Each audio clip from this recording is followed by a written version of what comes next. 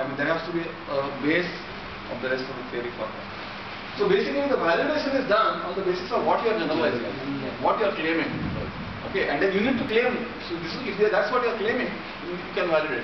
There could be parts of that generalization which you cannot prove right now. And sometimes you might defer it as future work or something like that. Okay, but substantial part of your generalization should be validated. Yeah, H-pen. So you design a new product. Let's say I design this chair. So I say, okay, all these chairs give me backache. So let me design a chair which doesn't give me backache. So I now design a chair. Now I say this chair doesn't give me backache. How the hell do I prove it? So I need some. How do I prove it? I need two things. Firstly, I need to understand how people sit. What gives people backaches? What are the reasons why people are getting backaches? And then what am I doing in my design to avoid those things?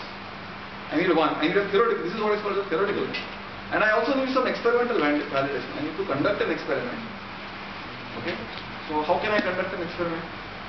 I'll pilot like 100 people saying I'll make them sit and take their opinion. That is not. It's not a straightforward thing. You have to really think a little bit about it.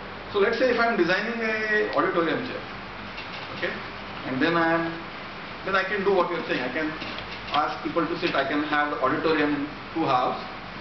Half of people sit on one side, half of people sit on the other side, and sit through the same lecture. At the end of the day, I ask people how you felt, and then if one group was statistically more significant than the other, then this is better.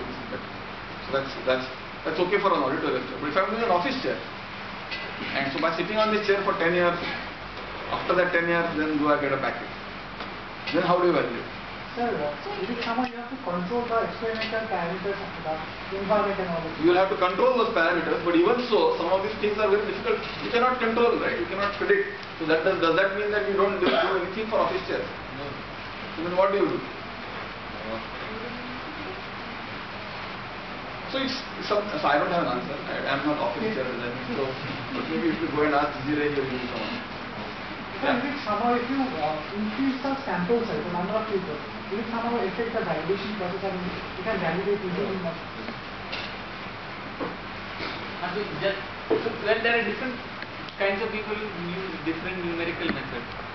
Most user studies that you will see will rarely go above 20. In fact, we just read a paper on that. So most user studies are up to around 20 people or so, 20, 25. Okay. The statistically significant number which I have been told is around 33, 35. Okay. But psychologists will use, or ergonomists will use a whole range of more. They use 100, 200 people.